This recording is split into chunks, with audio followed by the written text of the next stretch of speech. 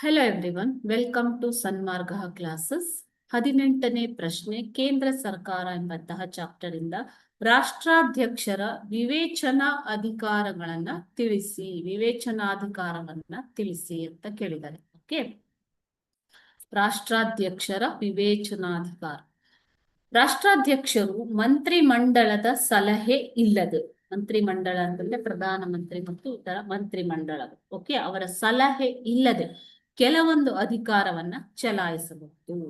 ಅವುಗಳನ್ನ ವಿವೇಚನಾಧಿಕಾರಗಳು ಅಂತ ಕರೀತಾರೆ. ವಿವೇಚನಾಧಿಕಾರಗಳು ಅಂತಂದೇನು ಮಕ್ಳೇ? ರಾಷ್ಟ್ರಾಧ್ಯಕ್ಷರು ಯಾರ ಮೂಲಕ ಅಧಿಕಾರ ನಡೆಸ್ತಾರೆ ಅಂತಂದ್ರೆ ಪ್ರಧಾನಮಂತ್ರಿ ಮತ್ತು ಮಂತ್ರಿಮಂಡಲ ಅಲ್ವಾ.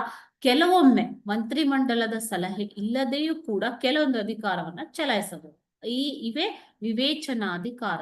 ಓಕೆ, ಅಂತಹ ಅಧಿಕಾರಗಳು ಯಾವುದು ಅಂತಂದ್ರೆ, ಒಂದು, ಸಾರ್ವತ್ರಿಕ ಚುನಾವಣೆಯಲ್ಲಿ ಲೋಕಸಭೆಯಲ್ಲಿ ಯಾವುದೇ ಪಕ್ಷ ಸ್ಪಷ್ಟ ಬಹುಮತ ಪಡೆಯದೇ ಇದ್ದಾಗ ಯಾವುದೇ ಪಕ್ಷದ ನಾಯಕನನ್ನು ಸರ್ಕಾರ ರಚಿಸುವಂತೆ ಆಮಂತ್ರಿಸುವ ಅಧಿಕಾರ ರಾಷ್ಟ್ರಾಧ್ಯಕ್ಷರಿಗೆ. ಇದಕ್ಕೆ ಅವರು ಯಾರ ಸಲಹೆಯನ್ನು ಪಡೆಯಬೇಕಾಗಿಲ್ಲ.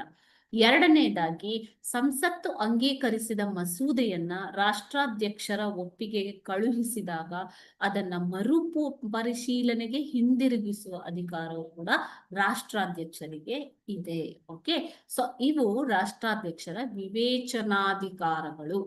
ಓಕೆನಾ ಮಕ್ಕಳೇ? Thank you.